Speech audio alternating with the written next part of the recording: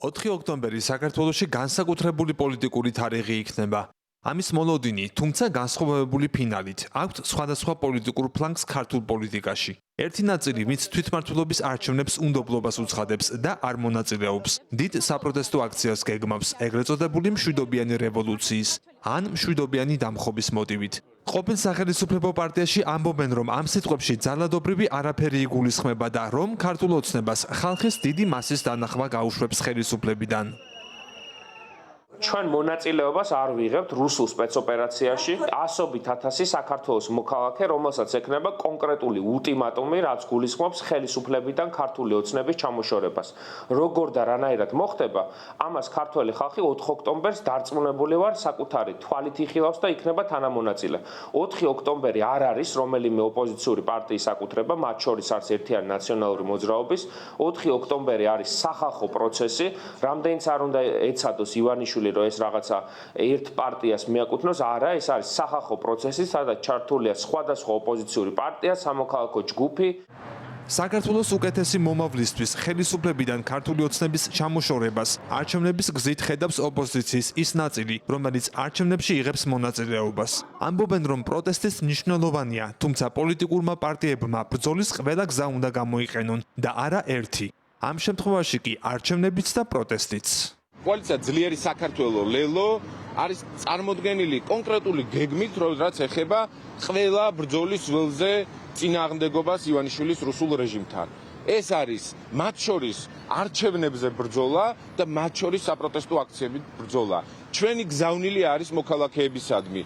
დილით და დღისით წავიდეთ არჩევნებზე და საღამოს ვიდგეთ რუსთაველზე და ისევ დავიცვათ ჩვენი უფლებები. ეს ორი გზა არა თუ ეწინააღმდეგება ერთმანეთს, პირიქით აძლიერებს ივანიშვილის წინააღმდეგ ბრძოლას. მშვიდობიანი რევოლუცია საერთოდ არ მესმის ეს ტერმინი. შესაბამისად, მშვიდობიანი მესმის მხოლოდ და მხოლოდ ცვლილება არჩევნების გზით. შესაბამისად, ჩვენ ვიბრძვით არჩევნების გზით, იმიტომ რომ ჩვენი პოლიტიკური გუნდისთვის მშვიდობიანი ფორმებით ცვლილება ჩვენს ქვეყანაში არის უალტერნატივო. ვიბრძვით ქართული ოცნების რეჟიმის წინააღმდეგ იმისთვის, რომ გათავისუფლდნენ უკანონოდ დატყვევებული პოლიტიკური პატიმრები, რომლებიც დღეს ჩვენს ქვეყანაში არიან და ასევე, რა თქმა უნდა, არ კარგავს აქტუალობას ჩვენთვის ხელახალი არჩევნების ჩანიშვნა. არც არჩევნებით და არც რევოლუციის შიშით ხელისუფლებიდან წასვლის თემას სერიოზულად არ განიხილავენ ქართულ ოცნებაში. მმართველ პარტიაში ამბობენ, რომ ოპოზიციას მათზე გამარჯვების რესურსები არ აქვს, ხოლო ძალადობრივ პროცესებს სახელმწიფო სამართლებრივად გაუმკლავდება. რანაირი რესურსი იმისა, რომ ძალადობით შეცვალონ ხელისუფლება საქართველოში ამ რადიკალებს არ აქვთ. და რა თქმა უნდა ისინი შეეცდებიან თავის პატრონებს დაანახონ, რომ სიტყვილად არ უხდიან მათ ფულს, რაღაცა მოქმედებებს ჩაიდენენ, მაგრამ რა თქმა უნდა სასურველ შედეგს ვერ მიიღებენ. დამხობაც ეძახიან, არა მშვიდობიან, დამხობაც ეძახიან, თუ ცეცხლსასროლი იარაღი იქნება გამოყენებული.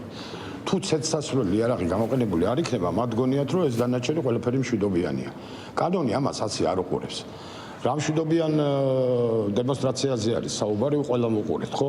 როდესაც მოლოტოვის კოქტეილებს ესვლიან პოლიციელებს, მაშხალებს ესვლიან პოლიციელებს, ცეცხლს აჩენენ პარლამენტის შენობაში.